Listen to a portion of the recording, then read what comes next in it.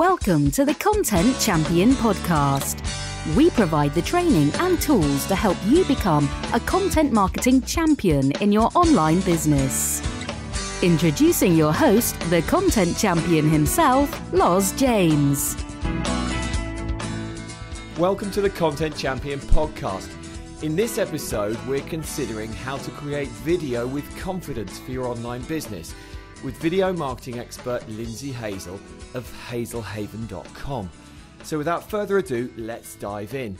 Thanks for coming on, Lindsey. Yeah, thanks so much for having me. Now, before we get started on video confidence, could you share your backstory with us, please? Yeah, sure. I worked at a tech company in marketing for almost 10 years. And I worked really long hours, really, long days. And it just got to the point where I was just kind of like, is this really what I want to do?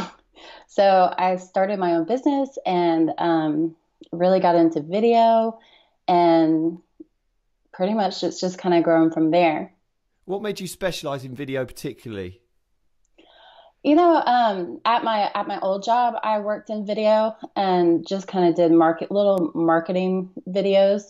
And then when I started my own business, I was doing social media marketing, and I kept having clients ask me, hey, how did you do this? So I started making video tutorials to show them, and it just kind of evolved from there. My video tutorials got really popular, and then people wanted more videos. So I just have kind of ran with the videos thing.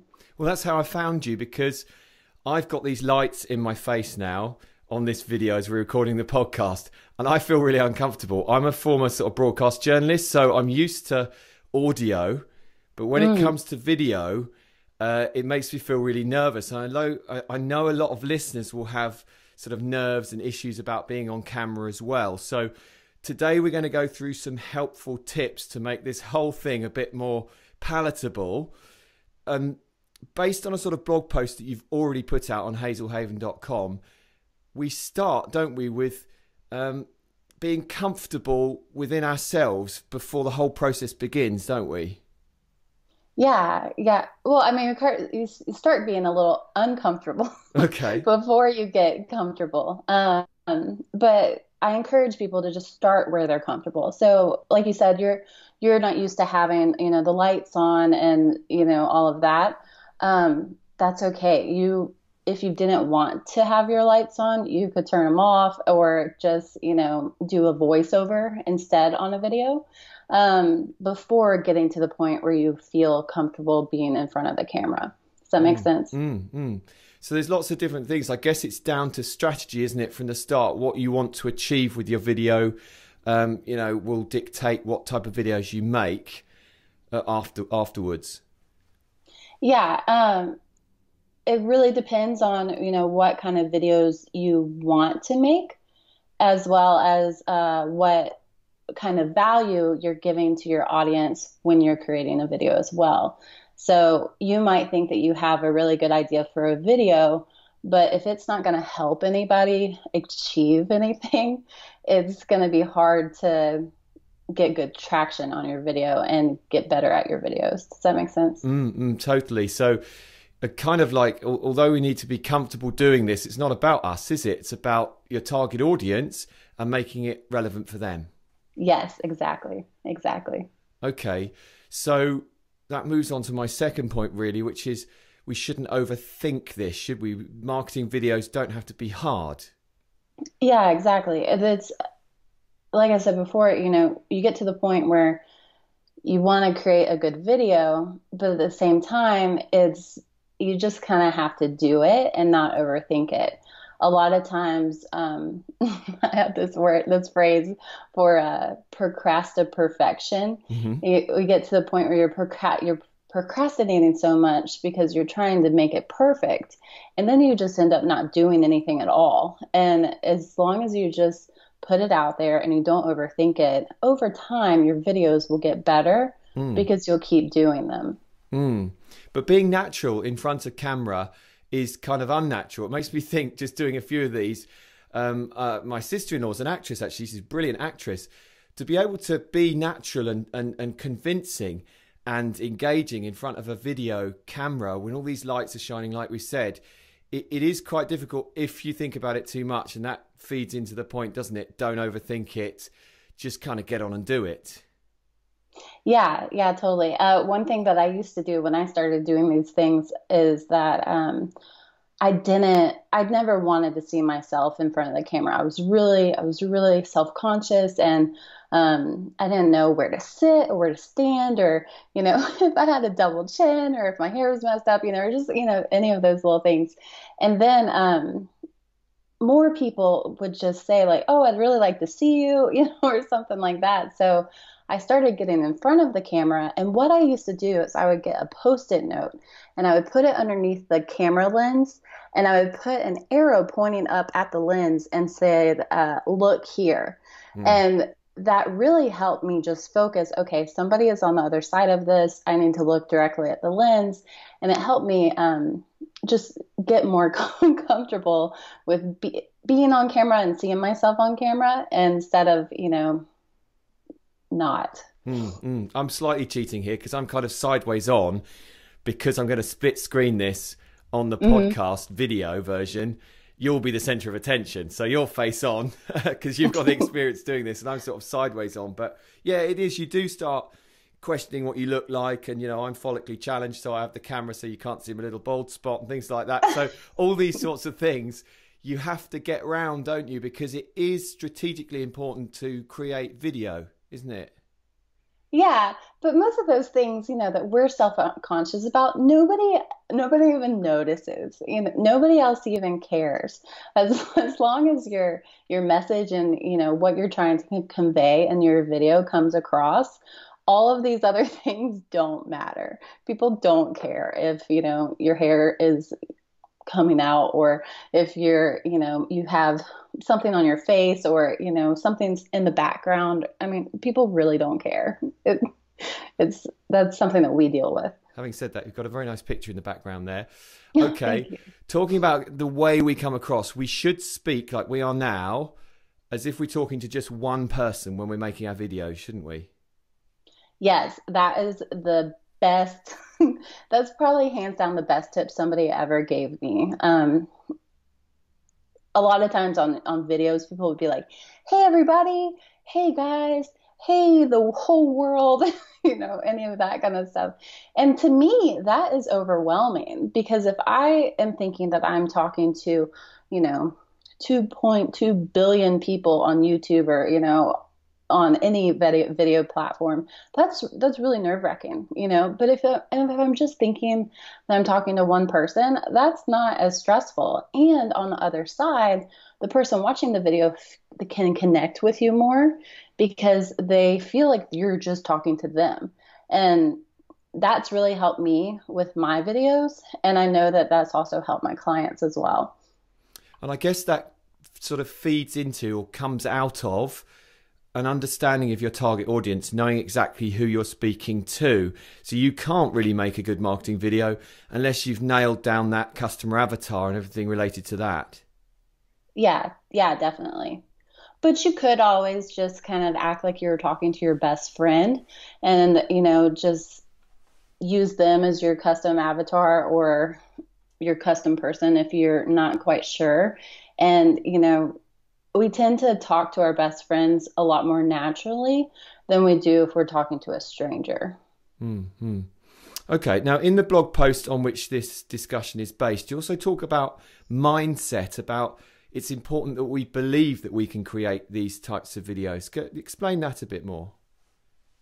Yeah, sure. So when I first got on YouTube, I was really intimidated by, all these big YouTubers and, all this stuff. And one thing that really helped me was just believing that I could do it, and just, believing that it was possible for me to also be a YouTuber.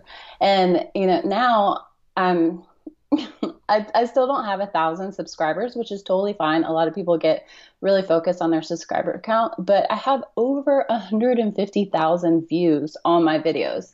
So understanding that, okay, great, people are watching my videos and this is possible for me, is just really encouraging, as, that mindset of yes, this is possible for me too. And it's possible for anybody to get on YouTube, and that they can do it as well. So it's self-belief, self-confidence, understanding who your audience are, speaking directly to them. And then the next tip, practice makes perfect. Or in this case, practice creates confidence. Tell us more about that. Yeah, sure. So, like any new skill that you're learning, you're not going to be great at it the first time. It's it's going to take a few times to get better at it. And, yes, done is better than perfect, but as long as you just continue to practice things, and, especially with video, the more that you do it, the better you'll get at it, and the more confident you'll feel about doing a video. When I first started doing videos, it would take me like hours to try and get my setup right and make sure everything was working and where I was sitting, and all of it. It was very, very overwhelming.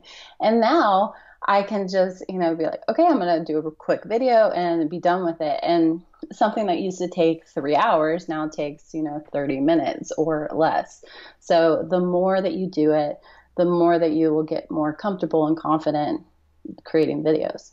We'll talk about the process a bit more later in the show, but I just wanted to touch upon that 1,000 hours thing. It feeds into that, doesn't it? That whole thing that if you just do something over and over again, you're bound to get better at it. You become an expert. Yeah. I would have never thought that I would be teaching people how to do videos or how to be comfortable on camera, because I did not ever really feel comfortable, before, for sure.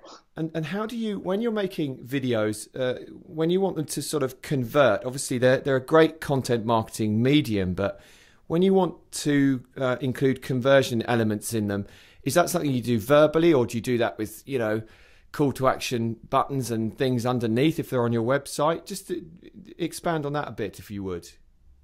Yeah, sure. Usually it's just, telling some, my best converting videos are affiliate commission videos. But usually instead of being like, hey, just, click on my link and, I'll get commission, I will tell them, hey, this is why I really enjoy using this tool or this product. And if you want to use my link, I'll get a commission. That's cool. If not, that's fine too. And giving them, just saying that, natural of, if not, that's okay. People really connect to that more than just being like, hey, buy my thing. So yeah, I use it in the video as I'm verbally speaking. I'll say it. And then if it's on YouTube or in a blog post, I'll have, here's my link. You can click here and do this. So we're talking about we're talking about being yourself and being honest, and then you'll come across as authoritative and trustworthy. Yeah, definitely. You're listening to the Content Champion podcast, showcasing the training and tools you need to become a content marketing champion in your online business.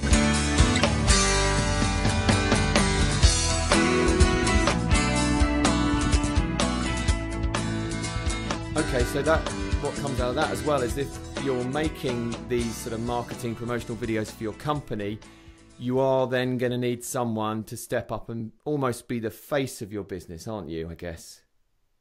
Not necessarily. I mean, I have a lot of people who don't ever, in my membership program, who don't ever really get on camera. Most of them are makers. Like I have one girl who designs cards, and she rarely gets on in front of the camera. Most of her shots are shot from above while she's creating, and it'll be her hands. And then she makes most of her, conversions or sales also of the products that she's using. So she doesn't necessarily have to become the, face of the business, but she's able to just use her expertise as, the value and et cetera. Does that make sense? Yeah. So we can either do videos like this. Obviously, we're recording, we're face to face. It's just sort of head videos, talking heads, or we can do screencasts where we're recording our desktop. We can do, like you say, other forms of video where maybe we've got, a slideshow playing and we're talking over the top of the text. We can do like your example there. You can have just the hands using specific tools or tasks or artwork or anything like that, which I guess is great for sort of craft related niches and stuff like that. There's a ton you can do if you strategically think it through, isn't there? Yeah, yeah. And, the reason I really like using YouTube is because most of it is is very similar to, is owned by Google, but it's very similar to the whole search engine thing. And I know that's very popular on your with your content and, just all the SEO and everything. And when you're creating those videos, as long as you stick close to what keyword you want to rank for, you can kind of base off your video creation off of those keywords too. Does that make sense? Let's stick with YouTube actually. Then we'll look at the tools that we've got here, because I've got my mic and I've got my camera, and then I've got various lights and things, which are again dazzling me. It feels so strange to do this. YouTube, okay, you can use YouTube as a search engine, obviously. As you say, you pick your keywords. What are we doing to use this platform to, get some eyeballs on our videos? How do we upload them and use that as a publishing platform? Yeah, so the biggest thing on YouTube as far as ranking goes, or using, everything with YouTube, is making sure that you're using tags. A lot of times people don't even realize what a tag is. They usually think it's a hashtag like on Instagram or Twitter, but it's not. Technically it is, but it doesn't perform the same. But you just want to make sure that when you're putting out your videos, you are including a really good title and you have a really good description, and then you also have your tags. And those are the things that will help your videos show up on YouTube and on Google when you do a search, because sometimes it depends, but sometimes on Google, videos will also pop up at the top as well. And that's just really how you have your description and everything on YouTube. Okay, so the video that comes with this podcast, it's about creating video with confidence. So let's say the keyword is video confidence, or how to have video confidence. I'd obviously make sure that's in the title of the video title and the description. Then obviously my blog post to tie into that, and then I can put the video up on YouTube and link it back to my blog post as well, because that's a good thing to do for SEO as well.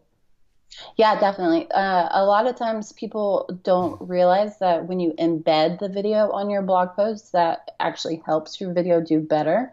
So what I always do is, after I create a video, I will use the transcription from the video and turn that into a blog post. And then I will go in and get the video link and embed the video into the blog post, but I would still have all of the text from the blog post as well, because, sometimes people don't have the time to watch a video, or they just want to, read it.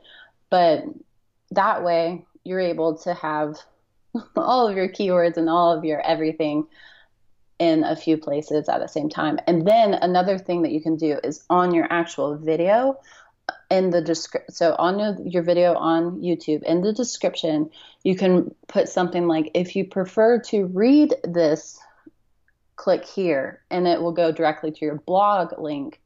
And then that's just another thing that's nice as well. Because as you say, they're both Google properties, Google the search engine, YouTube. It kind of becomes a closed loop, doesn't it? So you go to YouTube, find your video through keyword research on there, watch that, and then maybe find yourself at the blog clicking through, or you go and do a search in Google, find your blog post, and then watch the video on YouTube. But it's all keeping that sort of cycle going and keeping the eyeballs on where you want them to be, your website, your properties. Yeah, definitely. And what's really nice about having the, at the bottom of, or under the description in the video to the blog post, is that really comes in handy if it's something that's really technical, like a video editing tutorial, or, something that you really need to know. What are the details to do this? I mean, something, if you're like trying to build something and you really need those tips, and you can't just sit there and hit pause all the time on the video, that's when it really comes in handy to also have it in text form. Are there any restrictions on what you can upload in terms of length of video and size of video, or is YouTube pretty much, you can put any kind of length on there, a couple of hours or whatever? Yeah, you can, there are no limitations on YouTube, really. Okay, so it's, in terms of using it commercially, there's nothing, in terms of using it for, your own membership sites, or if you're promoting your business, that's all fine as well.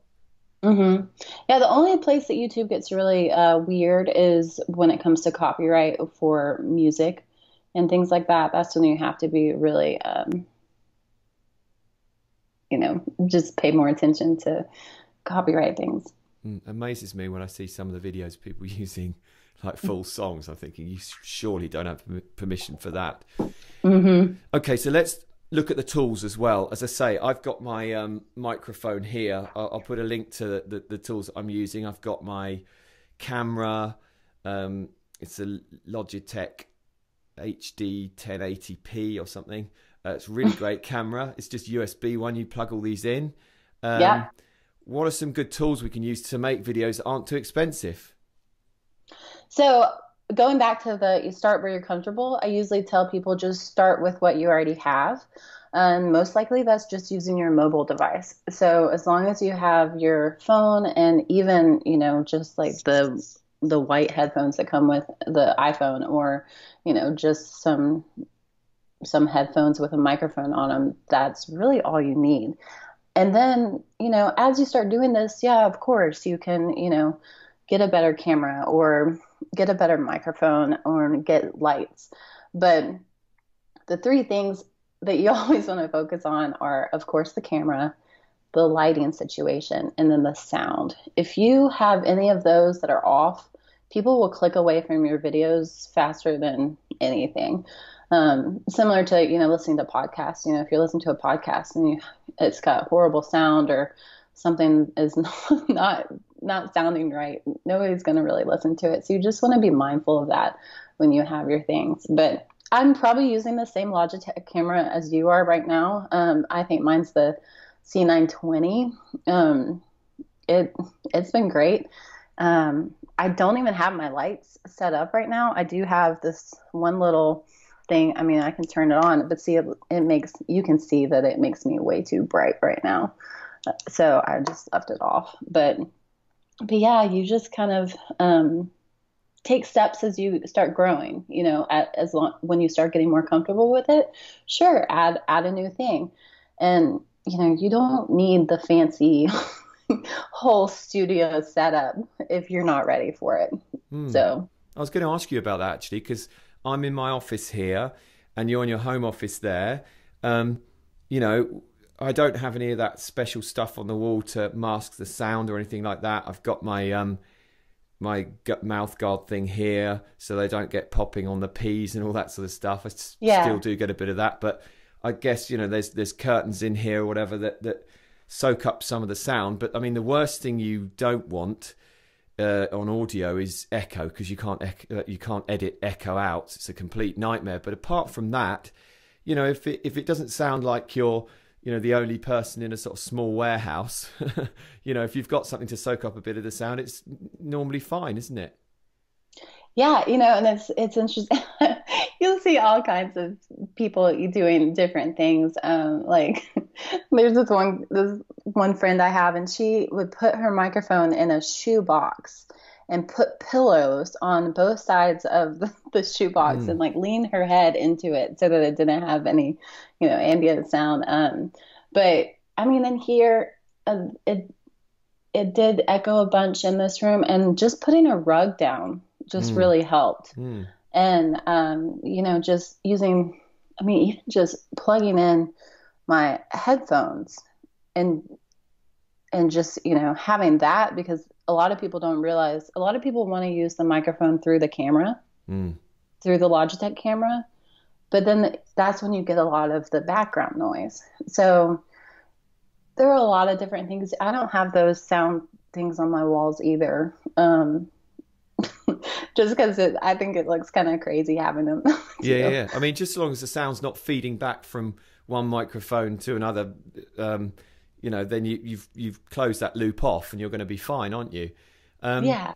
So, I mean, some of the best videos I've seen on YouTube sometimes, if I'm really interested in it, I've seen some sort of screen shares where people are going through how to do something with a piece of like marketing software or whatever it is.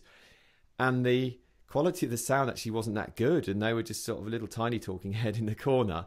And it was really quite awful. But I've literally watched it for sort of 40 minutes because the information is great. And I guess that's key. They come across really well. And therefore the video is engaging. And that's what you need, isn't it? That connection with your target audience. Yeah, totally. And, like I said, you don't need any of the fancy things to do videos. Of course, as you grow, it does, help a little bit. But as long as your message is good and as long as what you have on your video is valuable to who's watching it, that's really all that matters. Well, that's fascinating. So, look, just before the PS question, which I ask everyone at the end of the show, can you remind us all where we can find you online, please? Yeah, sure. So you can find me at hazelhaven.com. It's my website. And you can find me on YouTube is youtube.com/Lindsey Hazel. You can just search Lindsey Hazel YouTube and I'll pop up. Wait for it, listeners. Here comes the PS question.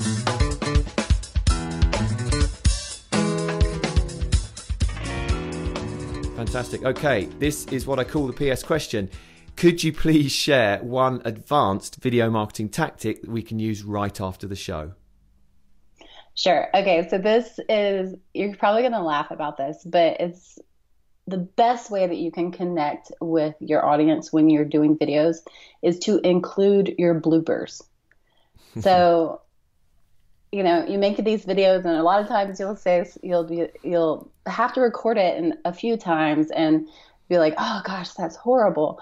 But if you include those bloopers, you will connect with your audience so much faster than if you just put everything out that's perfect.